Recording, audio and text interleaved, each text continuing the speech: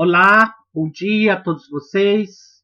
Nós estamos aqui dando início a mais uma videoaula e nesta aula de hoje nós teremos como tema aqui o Japão e os tigres asiáticos. Nós iremos primeiro fazer um passeio, um sobrevoo sobre o Japão, conhecendo um pouquinho o Japão, e na segunda parte falando sobre os tigres asiáticos. E bem no finalzinho da aula, citar um pouquinho sobre a Coreia, né? Países esses que eu acabei de citar têm desenvolvido e têm crescido muito, né, nos últimos tempos. Na verdade, os tigres asiáticos é um conjunto, né, de países que vem crescendo muito nos últimos tempos, né, sendo aí uma economia emergente no mundo, né, e se tornando uma grande potência a nível mundial. Então, nós vamos começar a falar sobre o Japão e conhecendo aí as especificidades, a história, né, que compreende aqui o Japão. Até meados do século XIX, o Japão se caracterizou-se pelo isolamento descentralizado política e poder dos shoguns, que foi os grandes proprietários de terras naquele momento. Então, até meados do século XIX, né, o Japão estava, né, isolado do restante do mundo. Era um país, né, de política e economia descentralizada e tinha aqui no poder os shoguns. Né?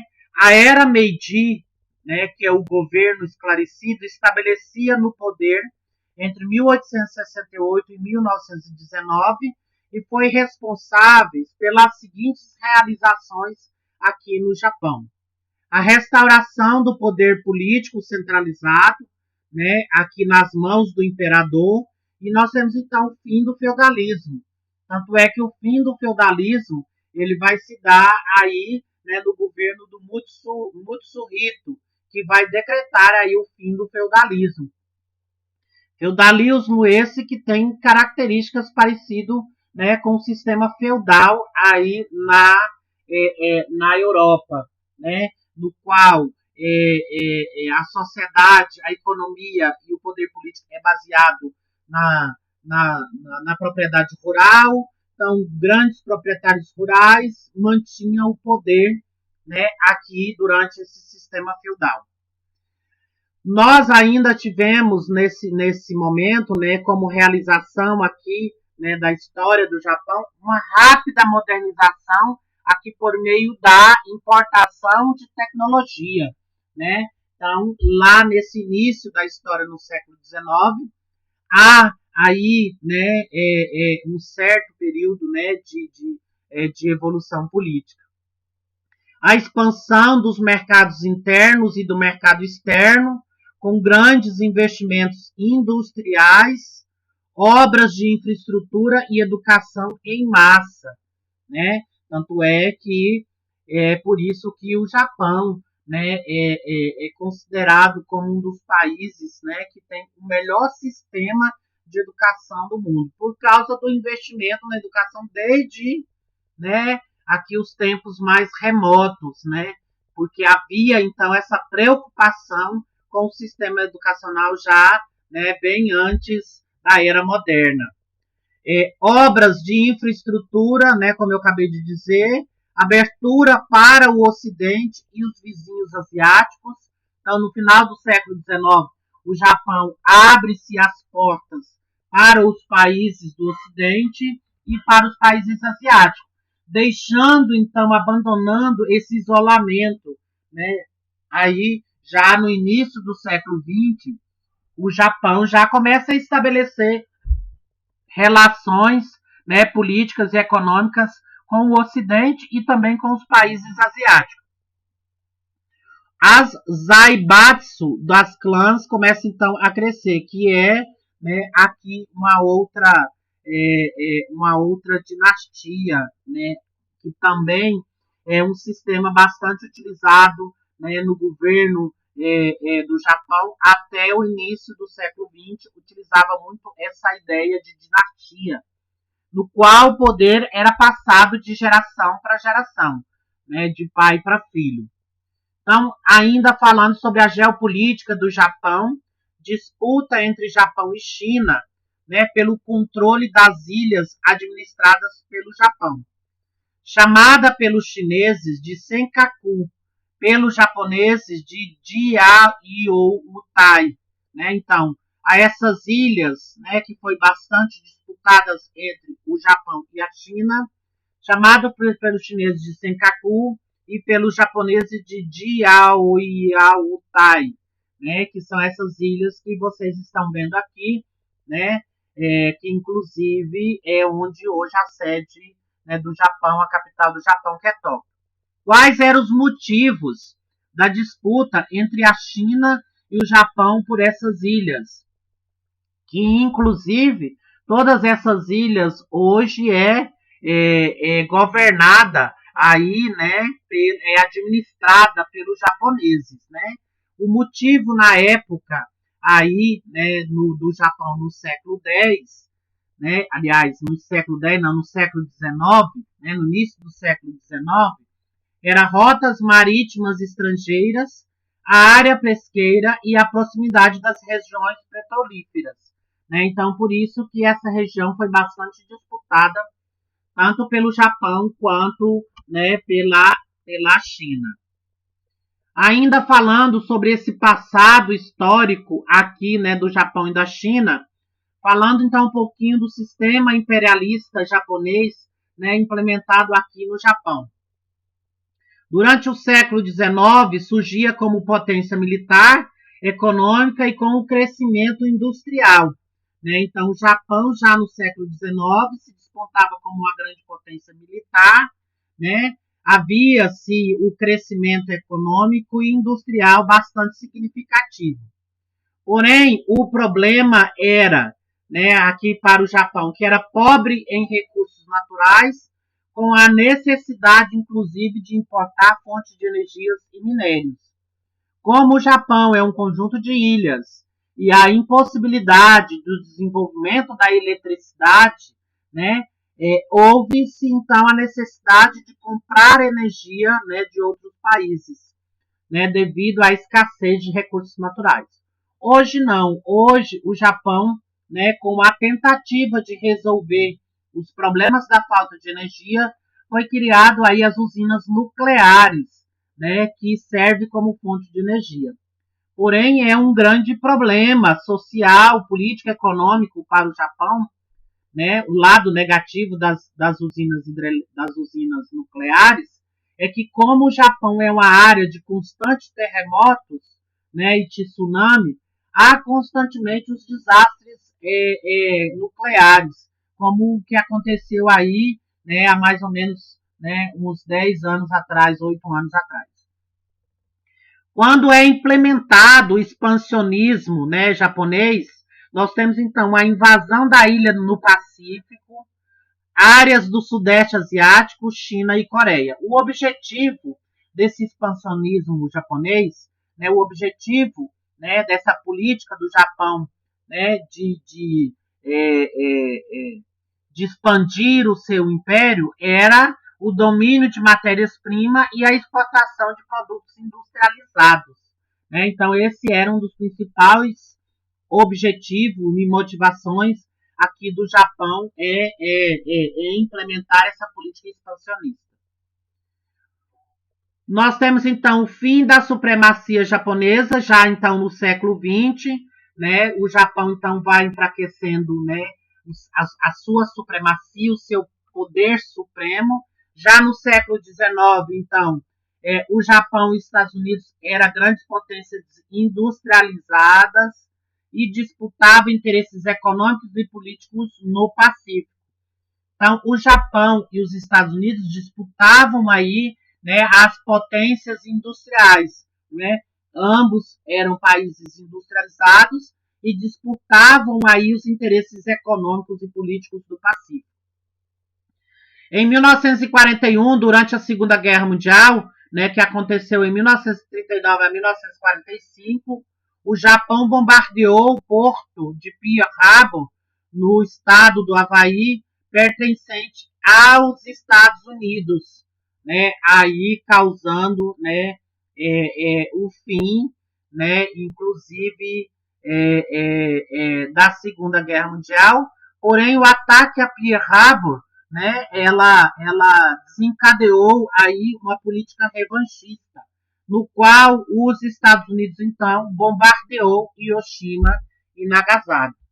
Vou fazer uma aula para vocês depois, só falando sobre a Hiroshima e Nagasaki, tá?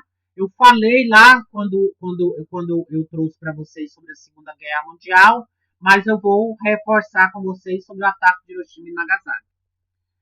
Em represária, né, a esse ataque a Pearl Harbor, né, aqui que o Japão bombardeou a Pearl Harbor, né, o Pearl Harbor era um navio, né, era um navio que estava ancorado no Havaí, que pertencia aos Estados Unidos, que era uma base aérea, né, o navio, né, aqui é uma base aérea, o Pearl Harbor.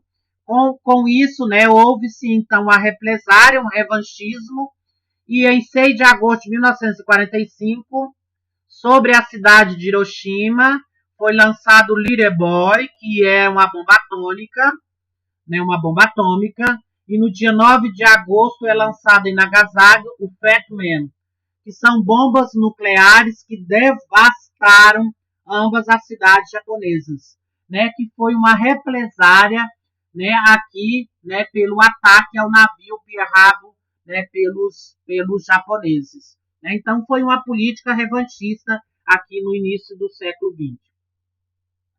A teoria do caos diz que os sistemas e eventos muito simples ou pequenos podem causar comportamentos ou eventos muito complexos. Aqui, gente, vocês podem observar, né, algumas imagens, né, desse bombardeio. Na esquerda vocês veem Nagasaki e à direita vocês veem Hiroshima. Aqui nós temos então no meio o mapa, né, onde que está de amarelo é Hiroshima e onde que está de vermelho, aqui bem no cantinho aqui embaixo, onde está a setinha, é a cidade de Hiroshima. Hiroshima, né, teve aí mais de 100 mil mortos e Nagasaki mais de 70 mil mortos. Milhares de feridos e sequelas da radiação, né, que causou aí tumores nas pessoas por causa dessa bomba atômica. E aí, falando então do processo de desenvolvimento político-econômico, né, nós tivemos então um milagre econômico em 1949, a vitória da China sobre a Revolução Comunista.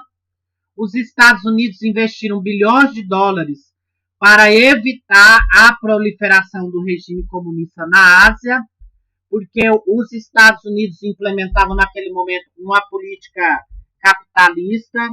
Então, conter o comunismo era de interesse político-econômico dos Estados Unidos.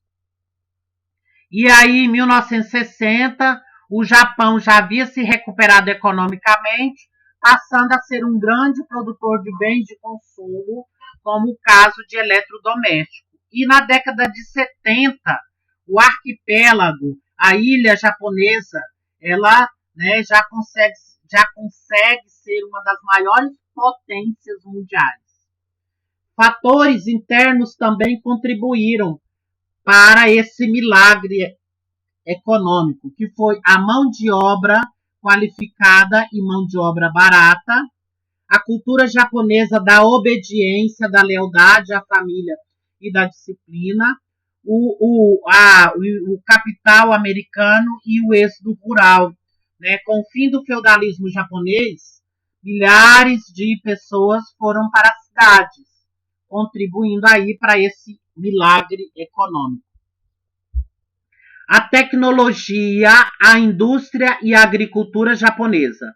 As indústrias de alta tecnologia, ou high-tech, concentram-se próxima às cidades de Tóquio e de Osaka e estão voltadas para microeletrônica, e informática, biotecnologia, telecomunicações, entre outros tipos de tecnologia.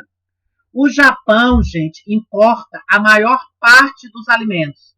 Como é um país, né, onde há uma dificuldade muito grande para a prática da agricultura, é necessário importar alimentos, com exceção do arroz, que é a principal cultura produzida no país. Então, um dos únicos produtos que é produzido no arroz que é produzido no Japão é o arroz. Acho que eu estou faltando beber água, por isso que eu estou invertendo as coisas aqui.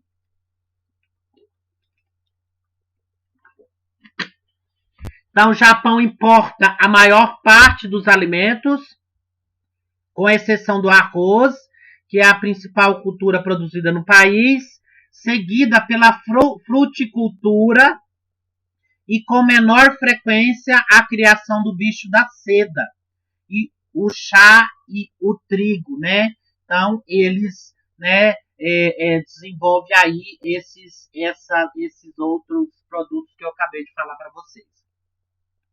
O emprego da tecnologia para aumentar a produtividade, isso contribui bastante para o desenvolvimento tecnológico industrial.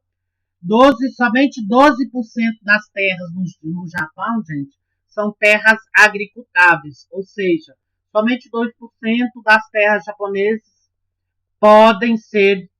são utilizadas para a agricultura. O toyotismo, né, que é um sistema utilizado aqui na indústria automotiva, que substitui a linha de produção típica da fábrica fordista por equipes de trabalho nas quais cada equipe fica encarregada de todo o processo produtivo, né, que é a implantação do sistema just in time, no momento certo, né, just in time, no momento certo, que seria a eliminação do estoque, né? E aí nós temos então uma das empresas eletrônicas, né, de maior significância no Japão, que é a Sony, né, que é uma das empresas aí japonesas. O Japão e a produção rural. 9% é produzido arroz, 7% chá, 10% tabaco, que é a matéria-prima do fumo, 5% a criação de aves, 4% ovos e 2% a seda.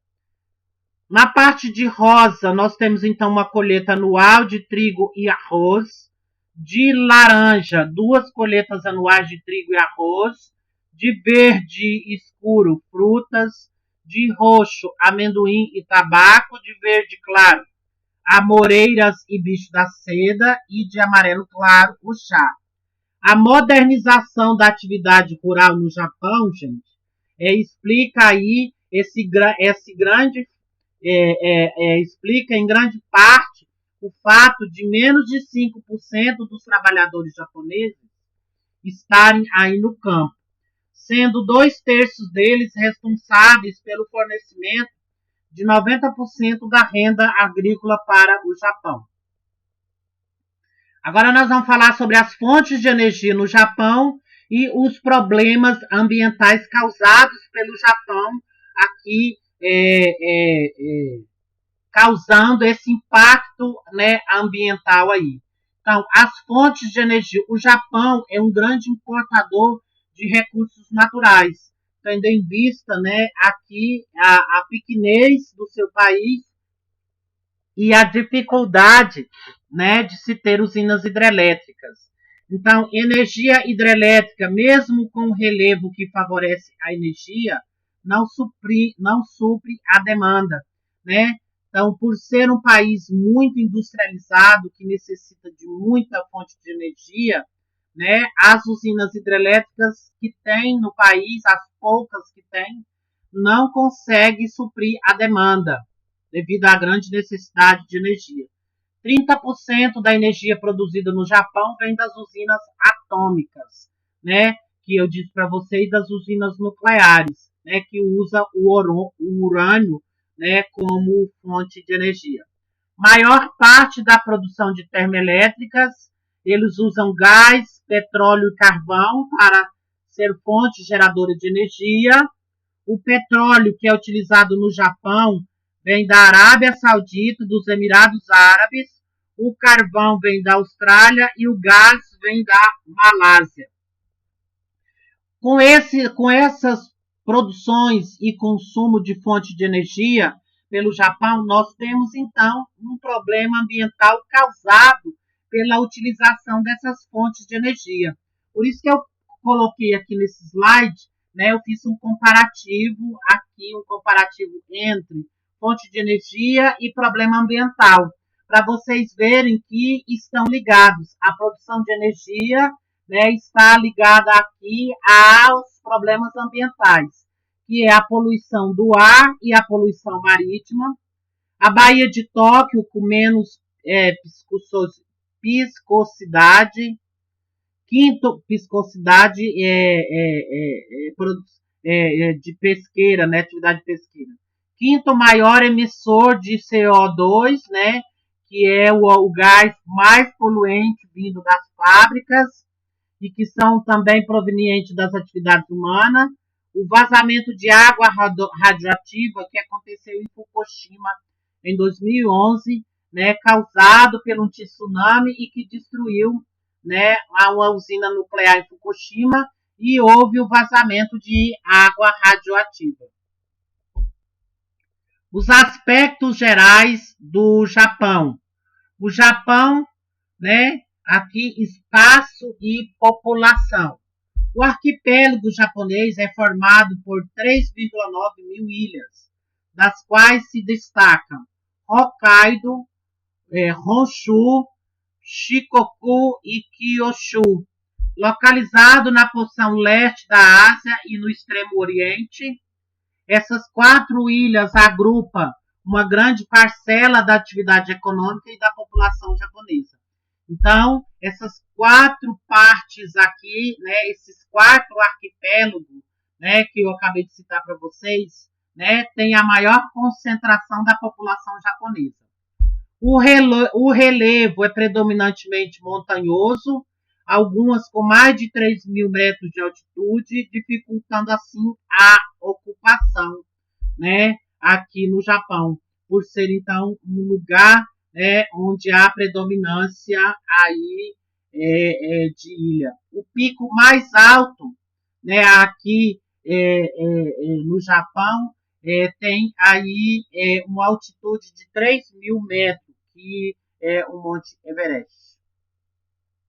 Agora, os símbolos aqui do Japão. Nós temos, então, o primeiro símbolo, que é o Tori, que é um símbolo do shintoísmo, que é uma religião muito comum no Japão, né? O Monte Fuji, né? Eu falei o Monte Everest, na verdade é o Monte Fuji, que é o pico mais alto do Japão, tá? Eu me equivoquei aqui, desculpa pelo pequeno erro do professor. Então, o ponto mais alto aqui é o Monte Fuji, né, que é um desdobramento moderno, que é uma formação rochosa moderna. Nós temos a Sakura, que é a flor de cerejeira, que faz parte dos símbolos, né, aqui do Japão, e a formação de ilhas, como vocês estão vendo aqui, ó, aqui nós temos uma ilha formando, que é um vulcão, né, entrando em erupção. Então, é muito comum a existência de vulcão no mar no Japão, né? Então, no Japão tem muitos vulcões no mar, e aí, quando ele entra em erupção, vai formando essas pequenas ilhas vulcânicas, que é muito comum no Japão. Aqui nós temos, então, a temperatura. A temperatura no Japão é zona tropical, como vocês podem observar aqui, né, no mapa climático, né? O Japão está localizado aqui na zona tropical, né, próximo ao Oceano Pacífico, que é um dos oceanos que banham. Ele é banhado pelo Oceano Atlântico e pelo Oceano Pacífico. A localização e relevo. Com área quase do tamanho do estado de São Paulo, 80% do espaço se constitui de planaltos e montanhas, difíceis à ocupação humana. 15% de planícies litorâneas, densamente povoadas e industrializadas. Aí nós temos, então, o hemisfério pertencente ao Japão. O Japão está no hemisfério norte, né, aqui, e ou seja, no hemisfério oriental. O Japão também, geograficamente, está circulado aliás, está localizado no Círculo de Fogo, que é esse círculo que está de vermelho aqui, ó, que são as áreas, né, onde há os vulcões no planeta. Então, toda essa área de rosa que vocês estão vendo aqui, formando um círculo, né, são as regiões de presenças, né, de vulcões. E nesses riscos de azuis aqui, nós temos, então, as principais fossas oceânicas. Então, os aspectos gerais do Japão, que se localiza no Círculo de Fogo do Pacífico, em uma região de encontro das placas tectônicas. As placas tectônicas euroasiáticas do Pacífico, norte-americano e das Filipinas. Por isso que o Japão, gente, ele está constantemente, né, acontecendo terremotos, né? E aí, consequentemente, os maremotos e erupções vulcânicas. Porque o Japão está em cima do encontro de uma placa tectônica, né? Ela está, na verdade, no encontro, né, de de duas grandes placas tectônicas, que é a euroasiática do Pacífico e a norte-americana e a das Filipinas. Na verdade, três, né? Está em cima de três encontros de placas tectônicas. Daí, então, a grande, né, quantidade de terremotos. A grande estabilidade tectônica que circunda o norte do Oriente Pacífico, onde ocorrem inúmeros terremotos, intensa atividade vulcânica e possibilidades de formação constante de tsunami. Aqui vocês podem ver um vulcão, né, em Sakurajima, né, o vulcão Sakurajima, que entrou em erupção, né, em Kagoshima em 2013.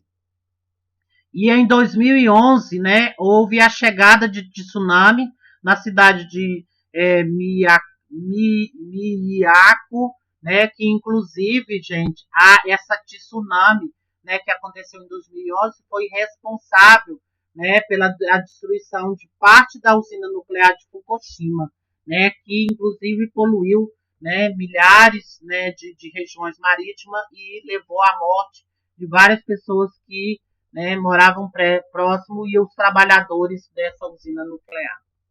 E aí, então, gente, como eu disse para vocês que o Japão está em cima do ciclo de fogo, né, aqui do Pacífico, vocês podem ver, então, o mapa aqui das placas tectônicas.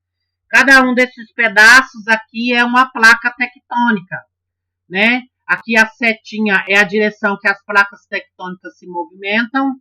A linha são os limites das placas tectônicas e os vulcãozinhos aqui são os vulcões ativos no planeta. Então, todos esses vulcões que vocês estão vendo no mapa, gente, são vulcões ativos, são vulcões que estão em constante atividade. E aí vocês podem observar que essa região onde está o Japão é a região de maior quantidade de vulcões do planeta, né? Então, há uma concentração de vulcão nessa região aqui, né, leste do planeta, onde há a existência de constantes vulcões. Daí, né, a constante quantidade de terremoto nessa região, levando aí a vários, né, desastres naturais e ecológicos. Os Estados Unidos, ao longo do tempo, têm criado tecnologia para tentar prever ou diminuir aí, né, os impactos causados, né, pelos os terremotos. Aqui você tem o detalhe da placa tectônica do Japão.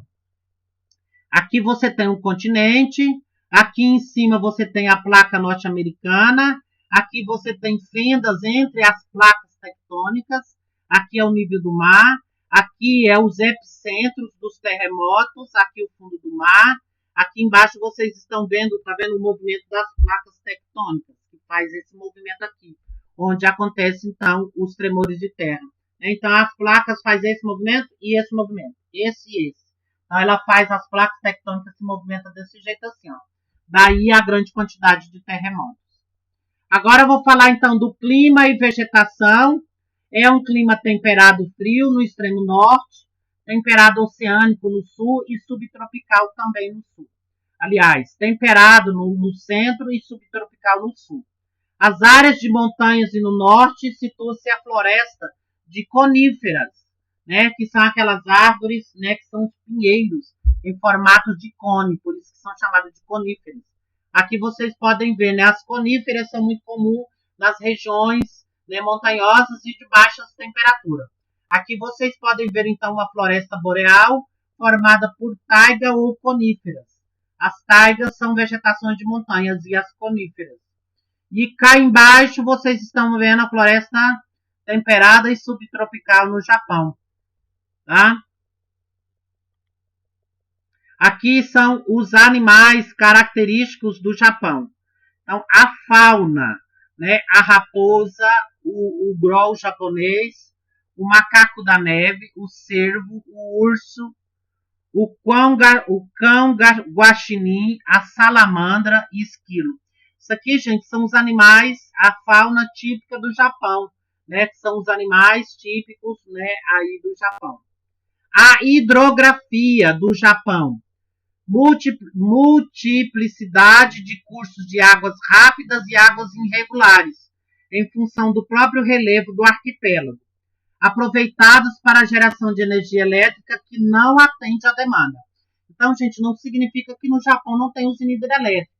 Tem, porém a energia que é produzida ali não supre, né, a grande necessidade, o grande consumo de energia.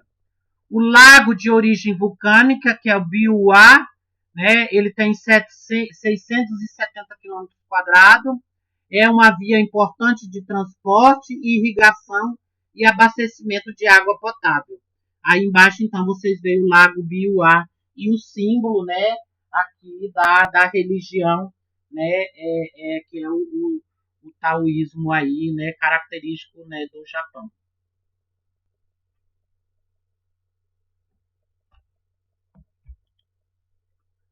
Aí vocês então veem um mapa melhor, né, o Japão e as principais cidades, né? Nós temos então Sapporo, Hokkaido, Tóquio, que é a capital do Japão, Yokohama, Nagoya, Kyoto, Kobe, Osaka, Hiroshima, Fukuoka, Shikoku e Kyushu, que são as principais cidades, né, aqui mais importantes, né, do Japão. E tem as ilhas, né, as ilhas de Amami e a ilha Okinawa, né, inclusive a ilha Okinawa, né, ela está sempre presente aí nos filmes, né, produzido, né, pelo cinema, né, sempre quando o cinema fala sobre o Japão, fala muito sobre essa ilha, né, de Okinawa. Agora, para fechar, aqui nós vamos falar sobre a população. Cerca de 127 milhões de pessoas nas áreas de planície. A densidade demográfica é alta, cerca de 335 habitantes por quilômetro quadrado, chegando a 700 habitantes por quilômetro quadrado. A expectativa de vida, gente, no Japão chega a 34 anos. A taxa de fecundidade é de 1,4 filho por mulher, então quase 2 filhos por mulheres. O crescimento populacional no Japão é negativo, né, gera em torno de 0,1 negativo e deverá ser de 0,4 negativo aí, né, em 2050. As despesas com a saúde, o custo social dos idosos aumenta, né, por o país ser um país de idosos. Em contrapartida, a população economicamente, né, vai diminuindo, né, se tornando aí, né, um país tipicamente de velhos. Aqui nós temos então a pirâmide etária, né, aqui japonesa. Eu vou adiantar porque eu quero concluir aqui falando sobre eu quero terminar aqui falando sobre a educação e a tecnologia, né, desenvolvida aqui no Japão para tentar evitar os terremotos. Então, a educação, cultura e trabalho. Valores como respeito, obediência e disciplina são muito presentes e a educação é bastante valorizada aqui no Japão e é de excelente qualidade. É um dos melhores sistemas de educação do mundo. A lealdade à empresa, muitas vezes por toda a vida, mão de obra altamente qualificada e pouco reivindicativa. Então, gente, como no Japão há, né, os valores e os princípios do respeito, da obediência e da disciplina, né, há aqui, né, um sistema de lealdade à empresa muito grande. Então, por isso que é muito comum o funcionário ficar a vida inteira, né, aqui numa empresa. E a mão de obra é altamente qualificada. Porém, é pouco reivindicativa, né? Então, eles reivindicam pouco as condições de trabalho. Apesar do esforço, as mulheres em geral ganham menos que os homens. Muitas deixam sua vida profissional para cuidar dos filhos. A religião, né, comum aqui no Japão é o shintoísmo, o tori, o budismo e a roda dármica. Né? Então, há esses 4 tipos, né, de religião, né, presente aí no Japão. Né? Então, o shintoísmo, o tori, o budismo, que é a maior, depois o toísmo, e a roda dármica, que seria a roda, né, da evolução, da reencarnação, né, kármica, né, aqui. E, para a gente terminar, vocês estão vendo aqui, né, medidas preventivas contra os terremotos, né? Então, o Japão, ele cria aí tecnologias para tentar evitar, né, as consequências em maior grau aí dos terremotos. Então, na escola, né, há um treinamento em escritório, há treinamentos em escola, escritórios e repartições públicas. Nas edificações, com os alicerces especiais, materiais reforçados para evitar que desmorone em abalos sísmicos, o kit de sobrevivência, remédios, alimentos, documentos, entre outros itens, e o sistema de alerta contra as tsunamis, né, que é bastante utilizado aí no Japão. E aí eu termino essa aula, né, vou ter então um segundo bloco, que é vou gravar uma nova aula para o próximo dia, tá? Então eu deixo para vocês um grande abraço, dúvidas, eu estou das 7 às 11 para atender aí as dúvidas que forem aparecendo. Eu termino então deixando um grande abraço, fiquem com Deus e até a próxima aula.